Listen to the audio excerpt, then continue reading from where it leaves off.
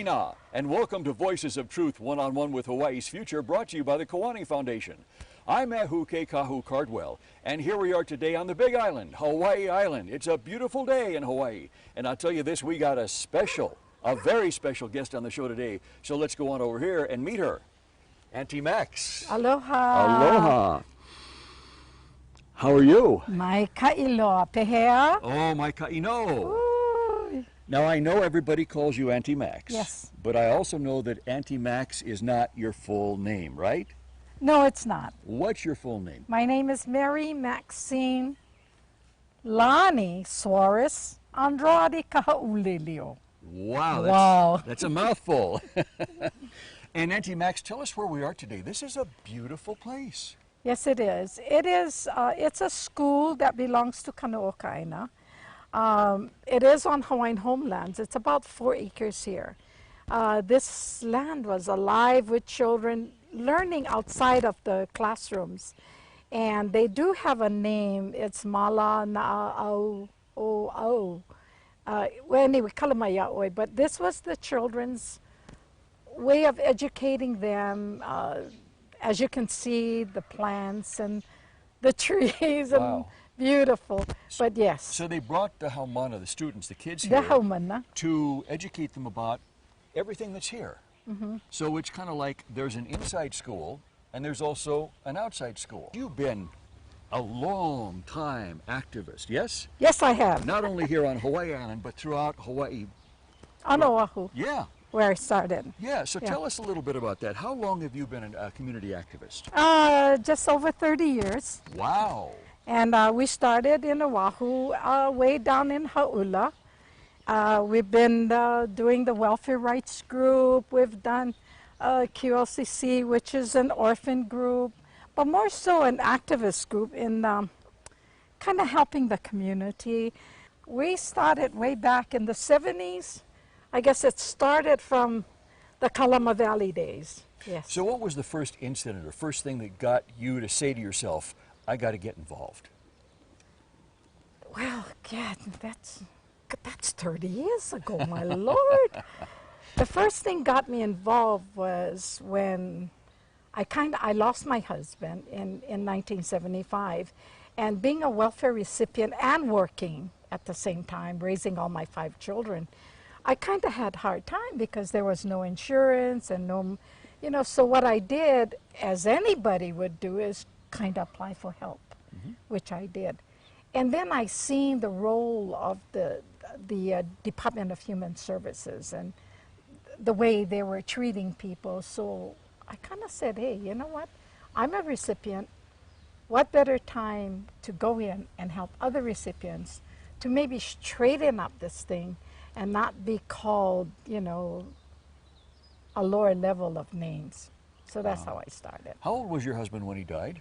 36. 36? Yes. So you were a widow at a very young age. 36. 36? Yes. So you had, all of a sudden, your husband was gone. Yes.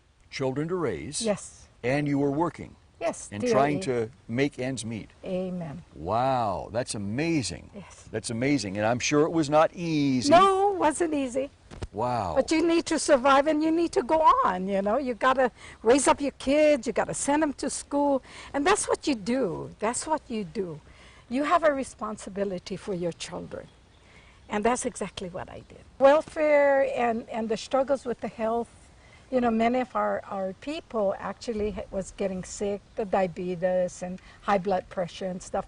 So we really, really got involved with not only the welfare rights group, but we got involved what we could do to help nutrition. So we landed up being a welfare rights group, Ko'olauloa Welfare Rights Group, as we ordered food. We did a co-op thing. I couldn't believe that. So we ordered food from Waihata and gave our people to buy because the food stamp issue was that time, the food stamp.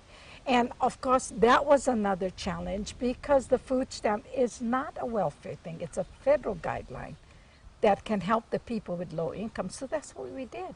Wow. How in the world did you find all the time to do that and all the other things that you were doing? Raising your kids, Yes. working, Yes. And you were starting a co-op. I mean, one of those alone is a huge thing to do. But if you're sincere in what you do, and you care for other people that has harder times than you. I mean, you know, everybody had a hard time in Hauula and Punaluu and Kahana Valley and all that. That's where we come from. But if you determine to do anything, you can. And I was raised by my tutu, really, by my tutu in Waimanalo, that you need to help people no matter what. Because this is the motto she had. There's always somebody else that is harder. You have harder time than you. Worse off It's than you. worse off than you. Wow. So that's why I did it. You talked about Punaluu. You talked about Kahana Valley, right? Those are places back in the 70s where a lot of Hawaiian activists lived, yes? Yes. Okay. Yes. So those are the people that you guys focused on to help, that were Yes. really down and out. Yes. And so what got you involved, or how did you get to know those activists? Well, I worked in Ka'ava Elementary School as a cook for 14 years. Did you? So all the kids that I fed that time are being activists this time. They grew up And to be they- the activists. Yeah, and their children and their grandchildren. So, you know, because Kahana Valley has a lot of history. Kahana Bay, Ka'ava, you know, Kulua Ranch, and that was the whole thing. But the connection was Waihole Waikani when we did 6 days occupation in Waihole Waikani. So there was a lot of struggles throughout the island, actually. But we on the windward side, you know, said, hey, this is what we're going to do. So it really started from Waihole Waikani on the water issue. So Hawaiians living in the valley, Yes. they have their lo'i patch where they grow their taro to make poi to be able to eat, and all of a sudden No the water. water stops.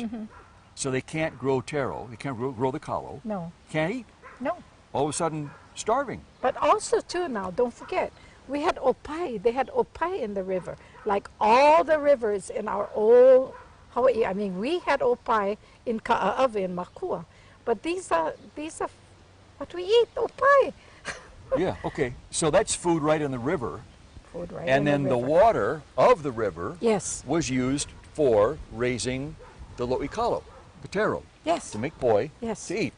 And all of a sudden, no more Nothing. water. Yeah, like somebody went, shut the faucet.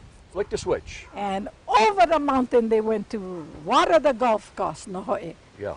we no can eat golf ball. All of a sudden we got all these flumes that's being built by bigger sugar plantation things and stuff and diverted into communities for development and How can you do this? How can you determine whose water is that?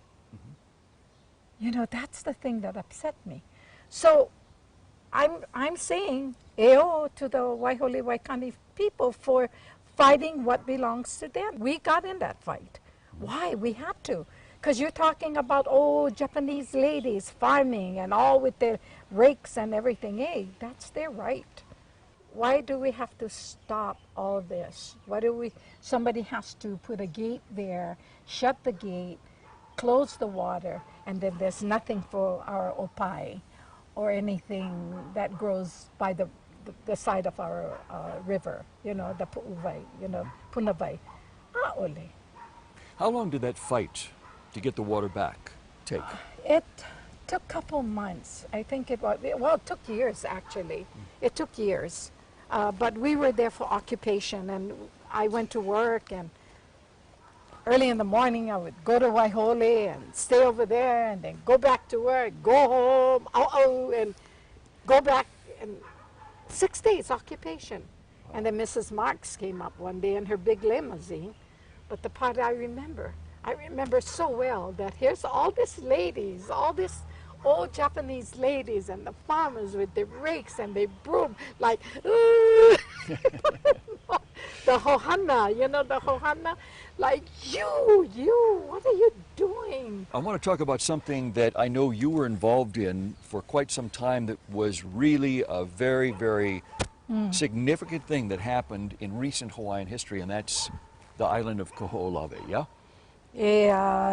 No ke la, o wauko inoa kohe, Malamalama o Kanaloa is the name of Yes. Kaho'olawe. Yes. That is the original name. it all started with George Helm and Kimo Mitchell and Billy Mitchell. And so the struggle is to stop the bombing. You don't target practice for years and years and years. It's a connection of what everybody is doing, they're doing. And you know that. It goes all the way to Makua, Mokapu. Every place in Oahu is being bombed. Kamaka Valley, which is Waihole, Waikani, and now Pohakuloa. So go back to Kahaulelio. Kohimalamalama o Kanaloa. When they ask for people to volunteer, if they want to go and get in that movement to stop the bombing, we trained. We were told how and when, and so we trained every week. We had meetings.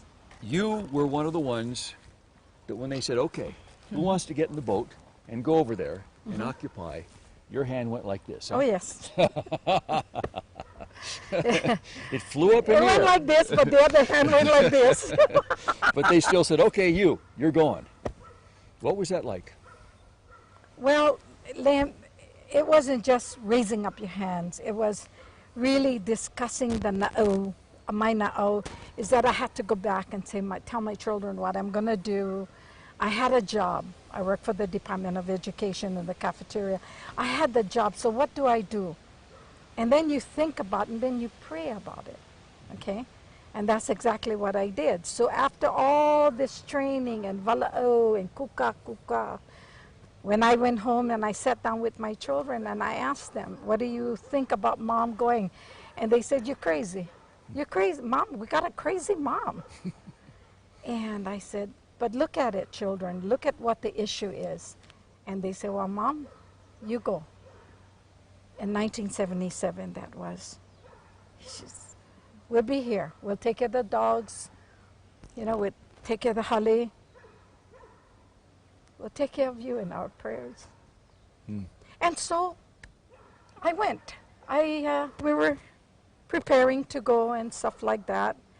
And of course, there was all these issues. So there was 14 of us in 1977 that went. 14 of us. In a boat and landed on the beach. Well, actually, yeah. We went, I gotta give the people, let me just say this, sweet, that those people who took us onto the island very early in the morning gave up their boat, like saying, okay, we'll take you, but you guys gotta get out and we'll go because they'll get arrested, right? Sure. But there were so many of my ka'i people, and I looked at everybody and, looking at my friends and knowing, like, I remember one of the training sessions was, I can hear them says, hey, you guys remember, no more the kind, Burger King up there.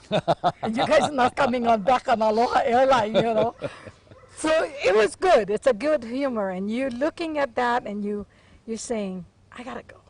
I gotta stop the bombing. Right. I gotta stop the desecration of our aina. And so you do that. You kind of put everything in your na'o, and you digest that. And here, I'm a mother in my 30s. I'm a worker. I'm a widow. I mean, what am I doing? No. And that's why I went. Let me go back. When we were on the island in 1977, of course, we got arrested and the whole shebang, And then in 1996, the island was given back.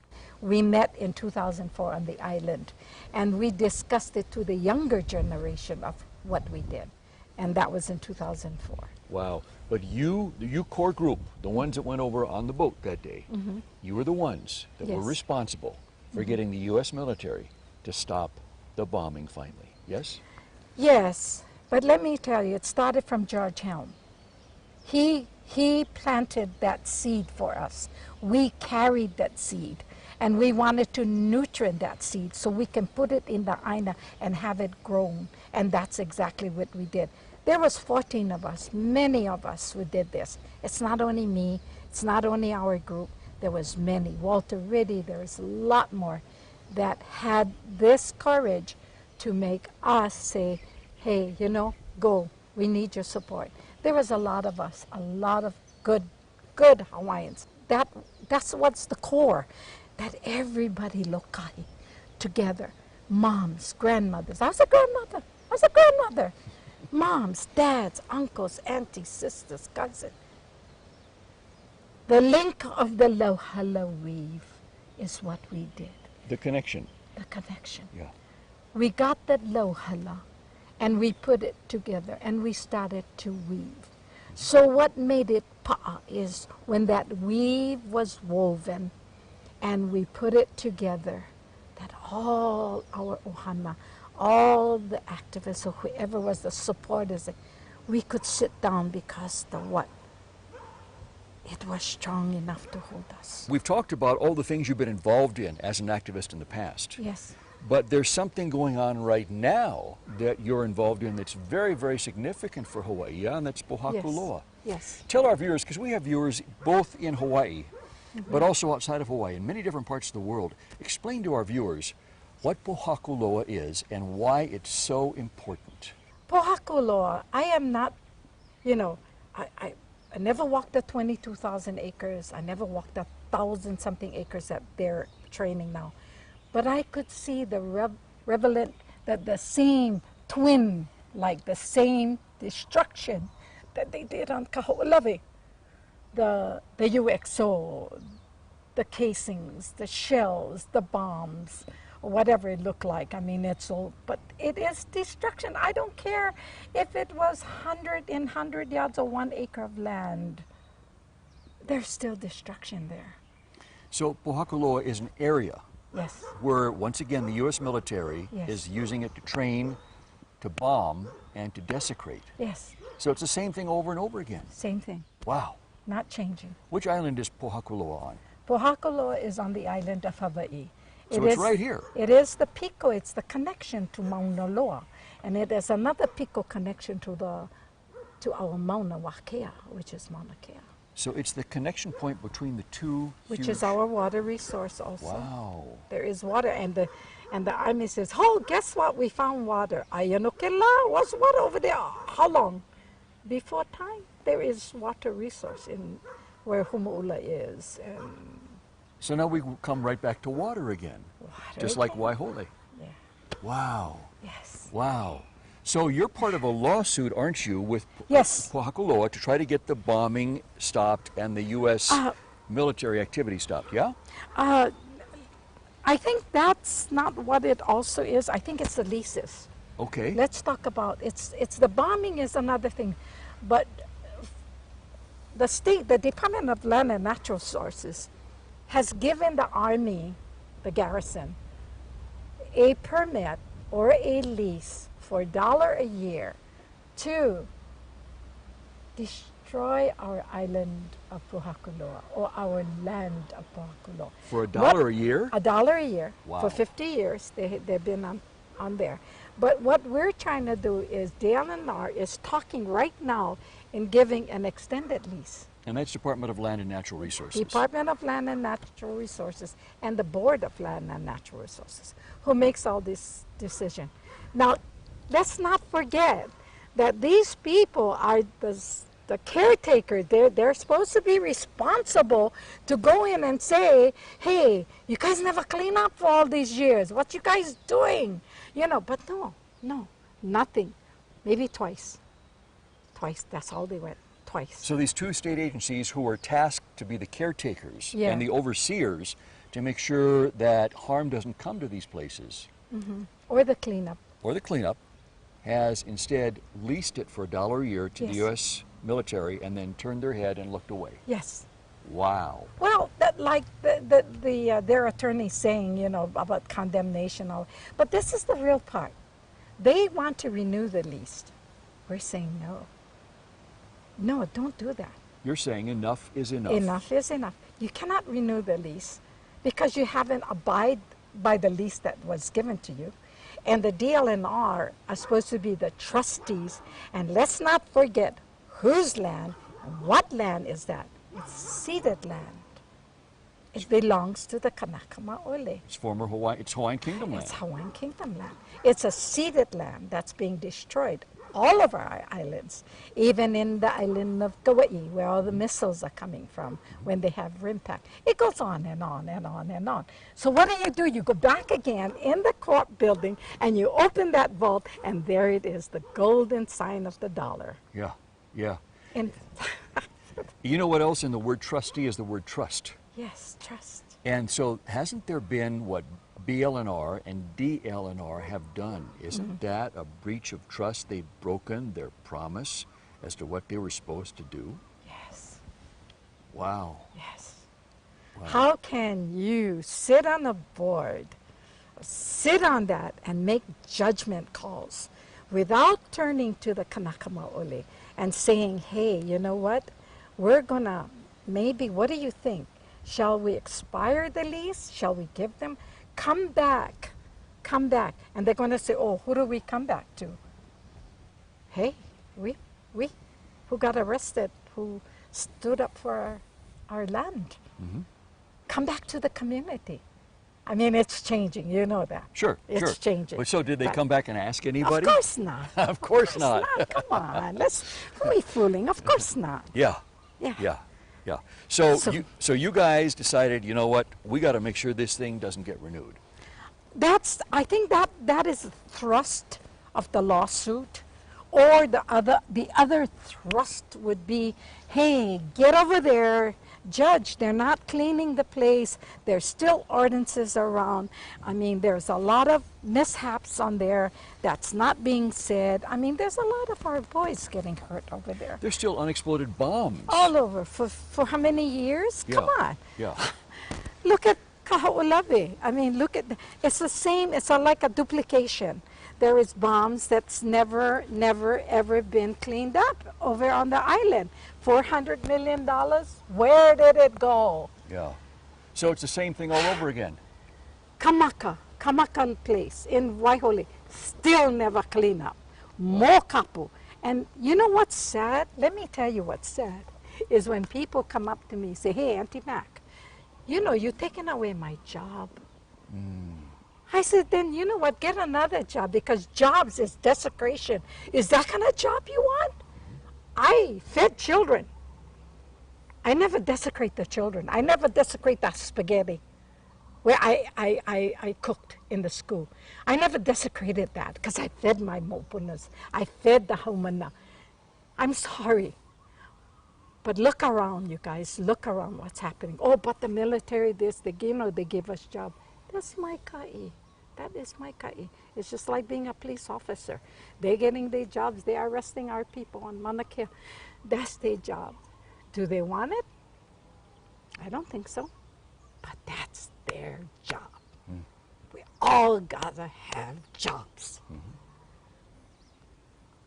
We need to pick our jobs. They need to change their hearts. Japan need to stay there. Canada need to stay there. Go bomb your own. Go build your own on your island. This is our sacred mountain. This is our sacred land. What else do you guys want from us Hawaiians? We're just a little island in the middle of a vast Pacific Ocean that God has put there all these jewels and say, here, this is your land. Kanaka maoli, malama keia. And now look what they've done to us. What? This, I cannot go live Texas. I don't know how to live Texas. I cannot go live New York City. I don't know how to live New York. This is my land. This is my island. This is where I live. I went, Mamara went Hanaumi on Oahu. I raised up over here. How much more they going to do to us? Because again, you open up that big vault that they have, and there's that beautiful golden God that they have with a dollar sign. You can stand up if you believe in your pu'uvai, and you believe that is wrong. And this is how I learned from my tutu. They taught us what is right and what is wrong. And if you stand up for your rights, never mind, I've been arrested, I'm still here. You know, it's not the point, because that's what they do. They fear, they put all this fear in us. You're going to get arrested, you're going to this, you're going to... Never mind, there's a greater God up there follow his path, and that's what I have been doing for the last 30-something years. So if they figure they're getting hard time, just stand up for their rights to me. Because we only pass through this world but once. That's it. So what do you leave behind? I can say I left something for my children and my grandchildren, who lives in the mainland, in Sebastopol. But they see themselves that that's my tutu. I am Kanaka. So if you think that way, and if you feel that way, I feel nothing can stop you. Wow, nothing can stop you. No. I like that. I like that a lot. And that's where we have to leave it. Auntie Max, mahalo piha for being on Voices of Truth. I hope my cut. God bless you. Well, thank you. Thank you very much. And to our viewers, mahalo to you for joining me and Auntie Max on this amazing visit here today on Hawaii Island. Remember, you can watch us on the web 24/7 on voicesoftruth.tv.com, and you can like Voices of Truth One-on-One with Hawaii's Future on Facebook. I'm Ehuke Kahu Cardwell, here with Auntie Max. And until next time, ahui hoa.